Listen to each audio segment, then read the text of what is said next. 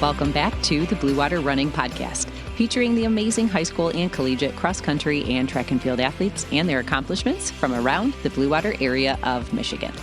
I'm your host, Maren, and today we have our very first guest from Imlay City High School, junior sprint sensation Brett Lestage. Brett has had a fantastic junior season, hitting early qualifying marks in the 100 and 200 meter dashes, and coming very close in the 400 meters as well in his first attempt at the distance.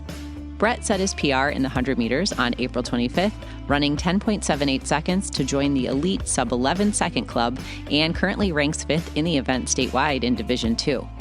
His 200 meter best is 22.25 seconds, and his 400 PR is 50.67 seconds, and he won all 3 sprint events at the BWAC Championships on May 5th, along with the 4x200 meter relay, which made him 4 for 4 in his league titles.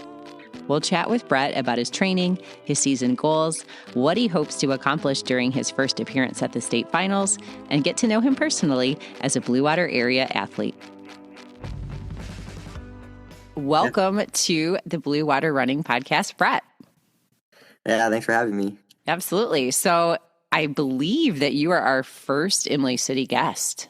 So here we go, right? Yep. Well, let's talk about how you first became a track and field athlete. So most runners have a why, something brought them to the sport. So what first drew you to the track, specifically the sprints? And then what is it about the 100, the 200, and now you've even added the 400 that keeps you going? Well, ever since I was little, I loved running, and I would run up and down my nana's driveway and have her time me. And at recess, me and my friends would always race. And then when I got into Borland, which was 3rd through 5th grade, I joined a run club. And then middle school got around and I was on the track team. And then high school, I run. So I've always loved running. And the 100 and 200, I just love sprinting. I can't do all that long distance. Well, I don't know. Some people would say differently now that you've scooched up to the 400. So we'll see. But well, you recently broke a pretty big barrier in the 100-meter dash for high school. You're now a sub-11 100-meter dash runner. You clocked 10.78 at the Elmer Ball Oxford Invitational. So talk to us about that race. I mean, did you know that you were on pace for a pretty big PR as you were running towards the line? Yeah. So I watched a kid from De La Salle run 10.8 in prelims. So I knew he was going to run a good time in the finals. And when I got on my blocks and I looked up, I didn't see nobody around me. So I was like, where is he? And then going to the 70-meter mark in the race, then I seen him. And then at the end, he beat me. So I kind of knew I was going to get a PR. And then his name came up on the board first on their big scoreboard. And then I came up second with my PR. So that was probably a pretty good moment for you, right? Yeah, it was very exciting. Well, how many school records do you now have?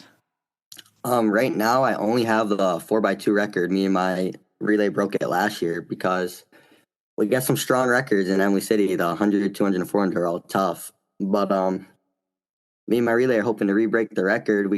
I'm the only junior on it, and we got 3 seniors. We're all coming back, but right. Through injuries and ineligibilities, we've only been able to run our relay once together all year. Okay. So I want to backtrack a moment about your relay. I know last year at regionals, you guys were the heavy favorites in the 4x1 and the 4x2. So I believe there was an injury at that meet. Is that correct? Was that you? No, okay. I ran first leg. Okay. And I handed it off to Ricky, and he ended up pulling his hamstring around the curve. Oh, that stinks. Yeah, because we were surprised at a couple of the teams that snuck in, and we're like, what happened? Mm-hmm. So I wasn't sure. Okay. Yeah, because I think otherwise it would have been a different finish. Yeah. So do you know what the school records are in the 100 and the 200? Yeah, the 100's 10.64 and the 200's 21.90. Oh, wow. And then how about the 400? 49.93. Okay, yeah, those are some solid records. Okay, well, I mean, it's not off the table, right? You're inching closer, so. Yeah, that's what I'm working for. Yeah. Well, let's chat about the 400. One of the questions that I was preparing to ask you before you raced your first 400 was, have you thought about the 400? And then you ran it at the BWAC Championship and you won. You came really close to the EQ. So chat about what made you decide to enter that and what you thought about it. And do you plan to run it at regionals? Well, since my relay was banged up, that's kind of why my dad, who's my coach, Okay. decided to put me in the 400. And he's always wanted me to run 400s because he said it will help with my 200s. So he threw me in the 400, and we didn't really know what to expect because that was my first ever time in it. I mean, I ran the 4x4 earlier this year once, but I've never been in the open. For regionals, we don't know what we're going to do yet because our relay might be able to run. So if they will, I might run the 4x1.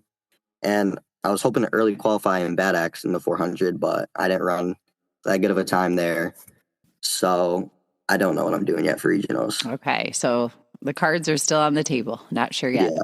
Okay. Yeah. Well, tell me what you thought about the open 400. I mean, you're used to ending when you get halfway around. So was it a little bit of a shock? Yeah. I mean, that last 100 is very tough. Yes, it is. The lactic hit me hard. Mm-hmm. Well, I mean, you still ran a pretty fast time. So clearly now that you know what you're doing, could be sub 50, I would guess, right? That's the goal. Yeah, yeah. Well, you put in some strong indoor season practice. You did some meets. You were racing. Do you think that transition from indoor to outdoor helped you with, some of the PRs that you've seen and the time drops, especially since Michigan can be really unpredictable with spring weather? Yeah, for sure. In indoor, my 200s, I didn't even break 23 once. And then outdoor hit, and I haven't been over 22. So I think just running earlier in the year helped me get in better shape to be able to run better in the outdoor. Yeah. Well, the nice thing about indoor, too, is there's no wind. So that's always great, especially if you come around the back stretch and it's hitting you there. Yeah. So what are your goals? I mean, what are you hoping to achieve for the rest of this season? Well, at the beginning of the year, I just wanted to be all state and get on the podium. But now I want to try to win it. I think I can. And I'm definitely closer in the 100 to the top than the 200, but I'm going to try to get them both. Yeah, that would be exciting. Very. Yeah.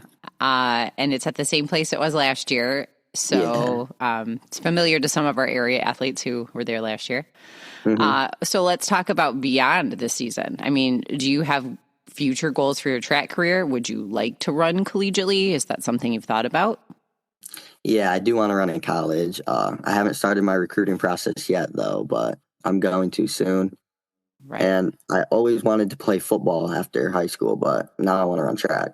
Okay. You are a football player now, though, correct?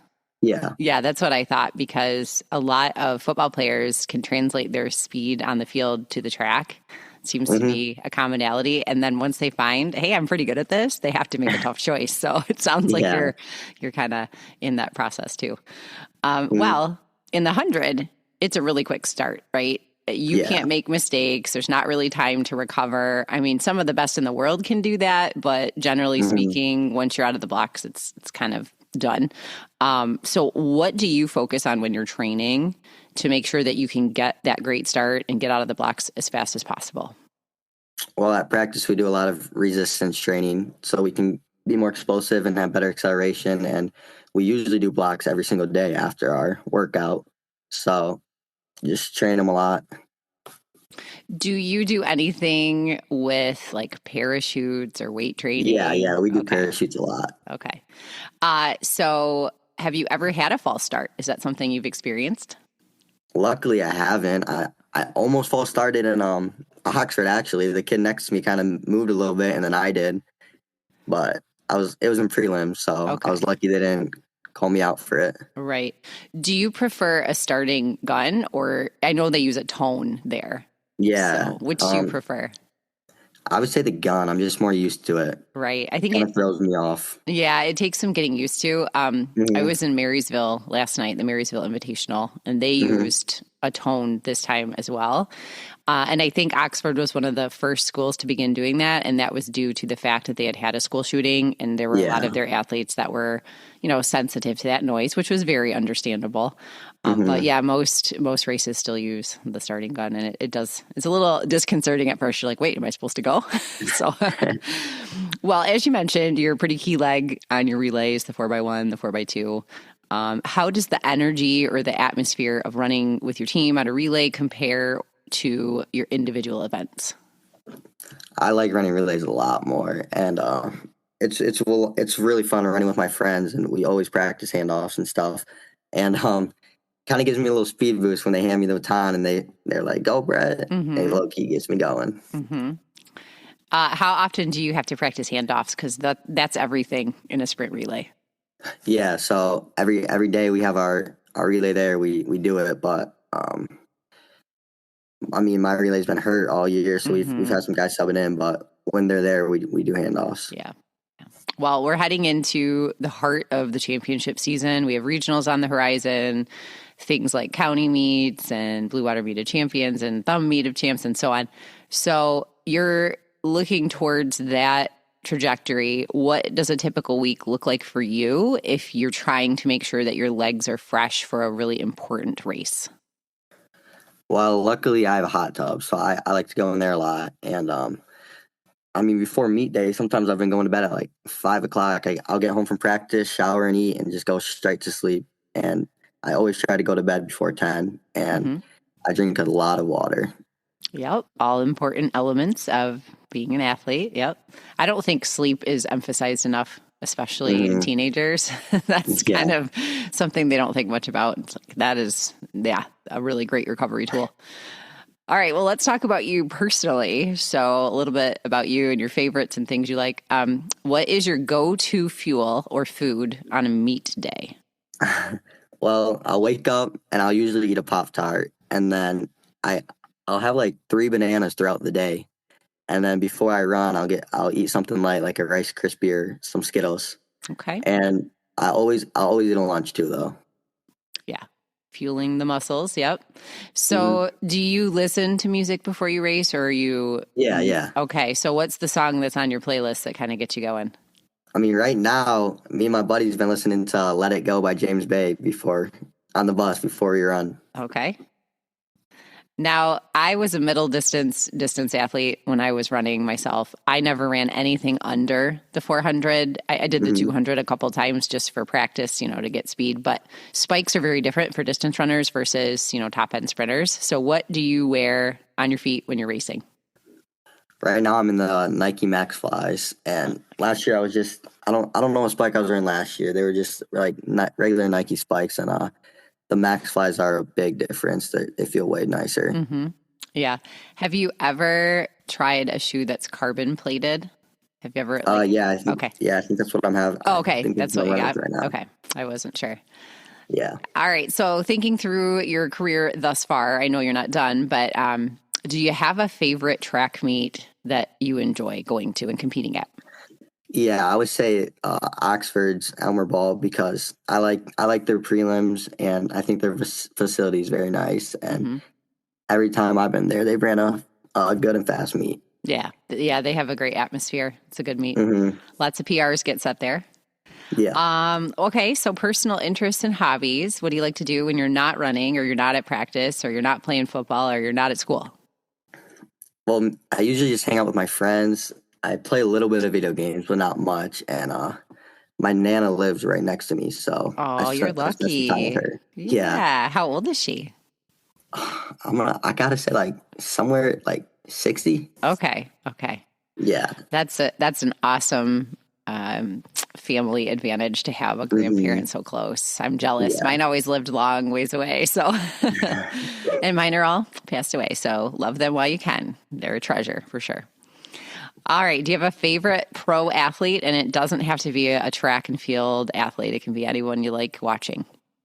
Jameson Williams from the Lions. Okay. I'm not surprised it's a football player. I was kind of guessing that's how it might go. Yeah.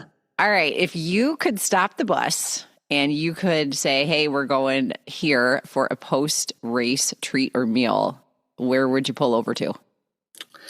If you're from Imlay City, the place to go is Baumburgers for sure. I've been there several times. Although I might throw out Lucky's too. I think Lucky's is pretty good. Oh, Lucky's is very good. Yeah, I think their bread is delicious and their steak and yeah, it's all good stuff. Okay, so what's next on the calendar for you? Where you're racing next? Is it regionals or you have something before that? No, just regional Saturday. Okay. All right. Well, I'll see you there. It's going to be exciting. I can't wait to see what happens. And good luck to you the rest of the season. And I'm rooting for you at state. I think big things are going to happen. Excited to see it. Thank you. Thank you so much for listening to today's episode. Please share the podcast to help spread the word about Blue Water Running's mission, which is to feature and celebrate the achievements of high school and collegiate cross-country and track and field athletes from our area.